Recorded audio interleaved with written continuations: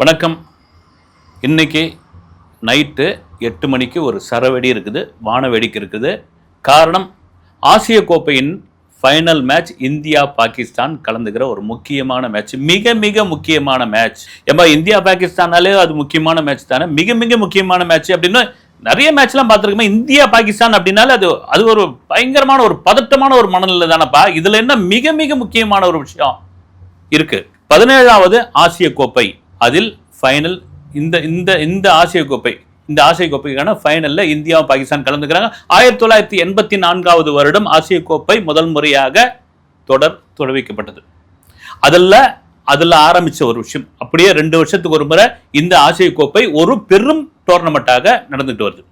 முக்கியமாக ஏசியாவில் உள்ள அத்தனை அணிகளும். இதுல மிக மிக முக்கியமான அந்த ஆசிய கோப்பையில இந்தியா பாகிஸ்தான் மோதுகிற ஒரு மேட்ச் இருக்கு இல்லைங்களா. அது லீக்லி ஆகட்டும், சூப்பர் 4 ஆகட்டும், அது ரொம்ப முக்கியமான ஒரு மேட்சா இருக்கும். அதுவும் இந்த தடவை ஃபைனல் அப்படின் பொழுது உங்களுக்கு ஒரு நம்ப முடியாத, சில பேருக்கு தெரிஞ்சிருக்கலாம், நம்ப முடியாத விஷயம். எனக்கு பெரிய ஷாக்கா இருந்தது. என்னன்னா, இந்த ஆசிய கோப்பையில் 17வது தொடரில் 41 வருடத்தில் இதாங்க முதல் முறையா இந்தியாவும் பாகிஸ்தானும் மோதுகிற ஃபைனல் மேட்ச். அப்ப எப்படி இருக்கும் பாருங்க. ஏற்கனவே லீக்ல ஆடியாச்சு, சூப்பர் 4ல ஆடியாச்சு. இப்ப ஃபைனல் உடனே எப்படி இருக்கும்? லீக்லயும் சூப்பர் 4லயும் நடந்த சம்பவங்கள்லாம் உங்களுக்கு பல பேருக்கு தெரிஞ்சிருக்காது. அதெல்லாம் மீறி ஏசிய கோப்பை, இந்த ஏசிய கோப்பைக்கான இந்த தொடர் ஒவ்வொரு 2 வருடத்திற்கு முன்பு மிக முக்கியமாக நடந்து வருது. ஏசியாக்குள்ள இருக்கிற நம்முடைய பலம் என்ன, நம்மள யார் பெரிய ஆளு, இல்ல நமக்குள்ள ஒரு நல்ல ஒரு உறவு அப்படின்னு இந்த ஏசியா கோப்பை உலக அளவில் எல்லாரும் பார்வையாளர்கள் பார்த்துக்கிட்டு இருக்க ஒரு முக்கியமான மேட்ச் இது. ஒவ்வொரு வருடமும் ஒவ்வொரு 2 வருடத்துக்கு முறையும் அப்படியே அந்த மேட்ச் நடந்துகிட்டே இருக்கும். எப்ப 41 வருஷமாவது இது வரைக்கும் இந்தியா பாகிஸ்தான் ஃபைனல்ல போனதே கிடையாது. சத்தியம் இதான் முதல் முறை அப்படின்னா, இன்னைக்கு நைட்டு ஒரு வானவேடிக்கை இருக்கு. அதெல்லாம் தாண்டி இந்த ஏசியா கப்பில் இந்தியாவும் பாகிஸ்தானும் லீக்ல மோதனப்போ ஒரு விஷயம் நடந்தது. எத்தனை பேர் கவனிச்சிருப்பீங்க தெரியல, நடந்தது. அந்த மேட்ச் பயங்கர சுவாரஸ்யமா நடந்துகிட்டு இருக்கு. இந்தியா தாங்க வின் பண்ணோம் அப்படின்னு பொழுது, இல்ல அப்படி அசால்ட்டா விடாதீங்க, பாகிஸ்தான் கூட ரொம்ப சீரியஸா விளையாடுங்க, அப்படிலாம் நீங்க கடந்து போயிட முடியாது அப்படின்ற பொழுது அந்த மேட்சை இந்தியா வின் பண்ண உடனே ஒரு பரஸ்பரமாக என்ன பண்ணுவாங்க, 2 வீரர்களும் ஒரு கை குலுப்பாங்க, கொஞ்சம் அக் பண்ணிப்பாங்க. நாங்க கை குலுக்க முடியாது அப்படின்னு சொல்லி இந்திய வீரர்கள் கிளம்பி போனாங்க. அது ஒரு பெரிய சர்ச்சையாக மாறிச்சு. என்ன காரணம் அப்படின்னா, பெகல்காம் தாக்குதல். அதை நாங்க மறக்கவும் மாட்டோம் அந்த தாக்குதலை. அதுக்கு முழுக்க காரணம் பாகிஸ்தான் தான். நீங்க 1000 சப்பக்கட்டு கட்டினாலும் அதுல. ஆனால் தான் பாத்தீங்கன்னா, இந்த ரெண்டு நாடுகளும் இன்னும் எலியும் பூனையுமா இருக்குது கிரிக்கெட் மேட்ச்ல. நிறைய பேர் கூட சொல்லுவாங்க, எங்க பாகிஸ்தானும் இந்தியாவும் ஒரு பங்காளியா இருந்தா கூட ஸ்போர்ட்ஸ்ல ஒன்னா தானே இருக்கிறாங்கன்னு. அந்த மேட்ச் தாங்க உலகத்திலேயே அதிக பார்வையாளர்கள் கொண்ட மேட்ச். இந்தியாவும் பாகிஸ்தானும் மோதின அந்த மேட்ச் தான் அதிகமான பார்வையாளர்கள் பார்த்த மேட்ச். அப்படி அந்த லீக் மேட்ச்ல வெற்றி பெற்ற பிறகு பரஸ்பரமாக கை குலுக்க வந்த பிறகு கை குலுக்க முடியாது அப்படின்னு கடந்து போயிட்டாங்க. அது ஒரு பெரிய சர்ச்சையாக மாற்றி பெரிய விஷயமாக பேசினாங்க. அதன் பிறகு சூரியகுமார் யாதவ் பிரஸ் மீட் கொடுத்தாரு. பிரஸ் மீட்ல கூட அவர் என்ன சொன்னார்னா, நாங்க அந்த விஷயத்தை இன்னும் மறக்கவும் முடியாது எங்களால. அதுவும் குறிப்பா என்னன்னா ரிவல்ட்ரி. அந்த ரிவல்ட்ரின்ற வார்த்தையை தயவுசெய்து அழிச்சிருங்கன்னாரு சூரியகுமார். ரிவல்ட்ரினா என்ன அப்படின்னா, 2 அணிகளும் சரிசமமா ஜெயிச்சுட்டு வரும்போது அந்த ரிவல்ட்ரி. ஆனா சூரியகுமார் யாதவ் என்ன சொல்றாரு, ஏங்க ஒவ்வொரு வாட்டி நாங்க தான் ஜெயிச்சுட்டு வரோம், அந்த எதிரணி பாகிஸ்தான் அணி அடி வாங்கிட்டு இருக்கு, நீங்க எப்படி ரிவல்ட்ரின்னு சொல்லலாம் அப்படின்ற ஆரம்பிச்ச பிரச்சனை அவங்களுக்கு கொஞ்சம் கோபத்தை தான் தூண்டி இருக்கும். நீங்க வாங்க சூப்பர் 4ல நாங்க பாத்துக்கலாம் அப்படின்னு.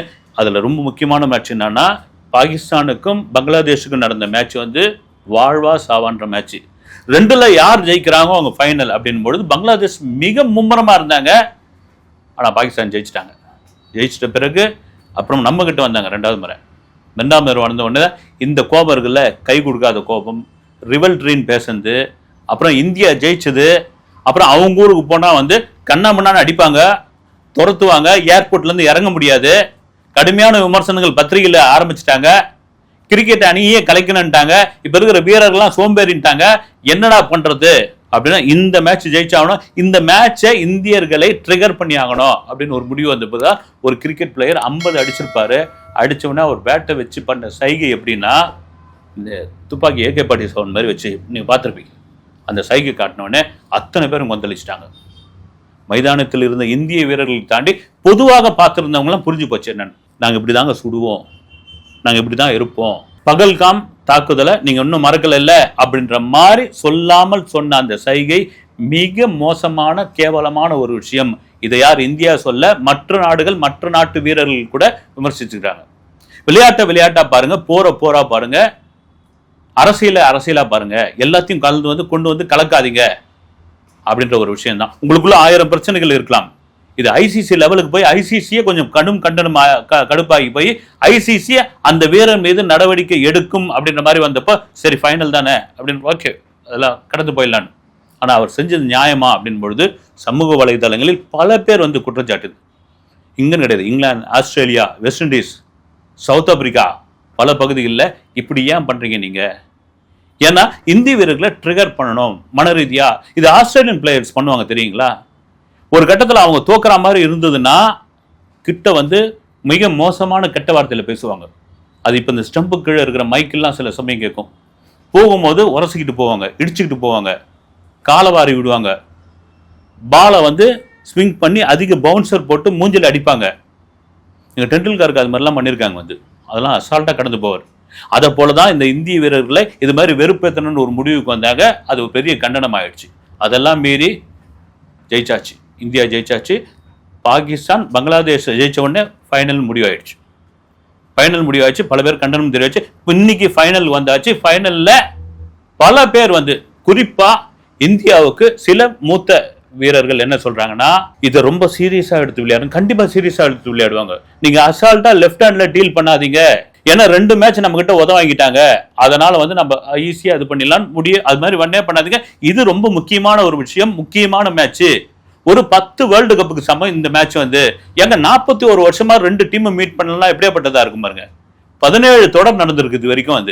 பெரிய ஆச்சரியமான விஷயம்.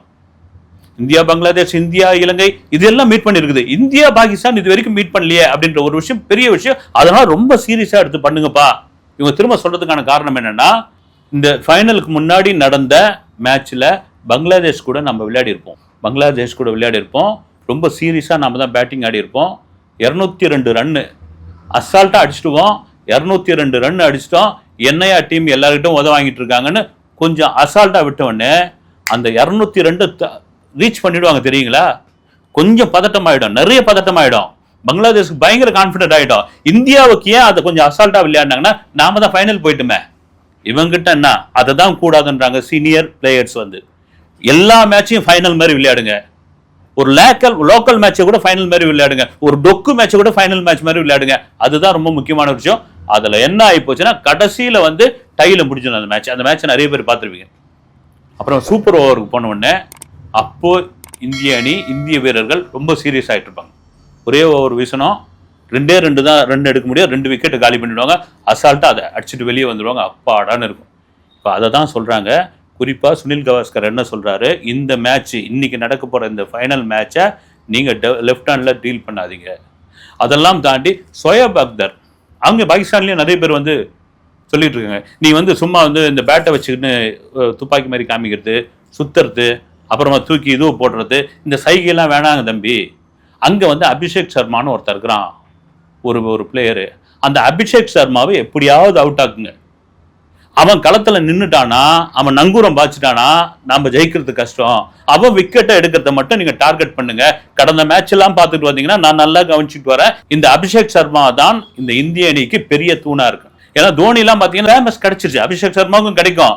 அதை தாண்டி எந்தவித ஆர்ப்பாட்டம் இல்லாமல் சில பேர் சம்பவம் பண்ணுவாங்க. அப்படியாப்பட்ட ஒரு சம்பவக்காரவன் இவன் ஒரு பக்கம் இருக்கட்டும். பவுலிங்கில் குல்தீப் யாதவ்னு ஒரு தம்பி இருக்காப்புல. நீ அந்த தம்பியை அசால்ட்டாக நினச்சிடாத. ஏன்னா இந்த தொடர் முழுக்க பார்த்துட்டு வந்தேன், குல்தீப் யாதவ் கிட்ட தப்புன ஆளே கிடையாது. குல்தீப் யாதவ் இந்த சீசன்ல 12 விக்கெட் எடுத்திருக்காப்புல. அதனால அந்த தம்பி கிட்ட நீ கொஞ்சம் ஜாகிரதையா விளையாடு. இது அக்தர் ராவல்பிண்டி எக்ஸ்பிரஸ்ன்னு பேர் வாங்கினவர். அக்தருடைய பவுலிங்க்கு அலராத ஆளே கிடையாது. ஆனால் டெண்டுல்கர் அதை அடிச்சு நொறுக்கியிருக்காரு. இவர் ஒரு பக்கம் இருக்கும்போது, இன்னொரு பக்கம் சூரியகுமார் யாதவுடைய அந்த கேப்டன்ஷிப் மிக பிரமாதமான ஒரு கேப்டன்ஷிப். அது ரொம்ப ஆர்ப்பாட்டமே இல்லாமல் இந்திய அணியை அமர்க்கலமா அதை கொண்டு வராரு. ஏன்னா நீங்க முன்னாடி இருந்த கேப்டன்லாம் உங்களுக்கு தெரியும். கங்குலி சட்டையை கழட்டி அப்படி சுத்தந்தெல்லாம் உண்டு. நம்ம ஆளு தோனி ஹெலிகாப்டர் ஷாட் அடிச்சு எல்லாரும் கவனத்தை இது பண்ணுவாரு. டிராவிட் ஒரு பக்கம் அமைதியா இருந்திருக்காரு, ரவி சாஸ்திரி அந்த காலத்துல இருந்திருக்காப்ல. ஒவ்வொருத்தரும் ஒவ்வொரு பிளேயர் ஒவ்வொரு கேப்டன் ஒரு மாதிரி இருந்திருந்தா, சூரியகுமார் யாதவ் மட்டும் ரொம்ப சட்டில்டா ஒரு மாதிரி அந்த அணியை கரெக்டா கொண்டு போயிட்டு இருக்காரு. அதுலயும் அவர் கேப்டன்ஷிப் ஆன பிறகு 27 மேட்ச் நடந்திருக்கு. அந்த 27 மேட்சில் 23 மேட்சை வின் பண்ணி கொடுத்திருக்காப்ல. கிட்டத்தட்ட 85% 90% மேட்ச் வின்னர். அப்ப வின்னர் த கேப்டன் அந்த இடத்துல இருக்கும்போது கேப்டனையும் கொஞ்சம் ஜாகிரதையா வச்சுக்கணும். ஏன்னா கேப்டன் தானே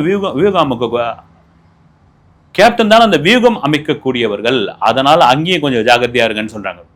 சரி தம்பிங்க, என்ன விளையாட்டா பாருங்கப்பா, ஏன்பா இது போய் ஒரு போரா பாக்குறீங்க அப்படின் பொழுது, போர் அப்படின்னு வந்த பிறகு, ஒரு தாக்குதல்னு வந்த பிறகு நாங்க அப்படிதான் பார்ப்போம், எங்களுக்கு அப்படிதான் இருக்கும் அப்படின்னு.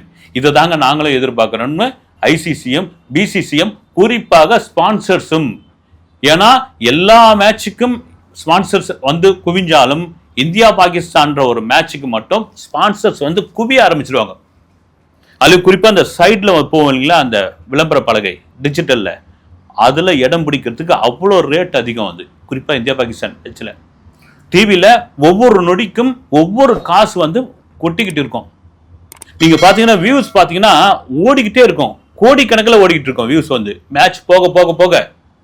இன்னைக்கு அதுலயும் குறிப்பா இந்தியாவில் பட்டாசியும் இனிப்பையும் வாங்கி வச்சுக்கிட்டு இப்பவே ரெடி ஆயிட்டாங்க. வந்து நொடிக்கு நொடி இன்னைக்கு அதுலயும் பாத்தீங்கன்னா 8 மணிக்கு துபாயில் நடக்கிற அந்த மேட்சுக்காக 6 மணிக்கெல்லாம் ரெடி ஆகி உட்காந்துட்டு போறாங்க.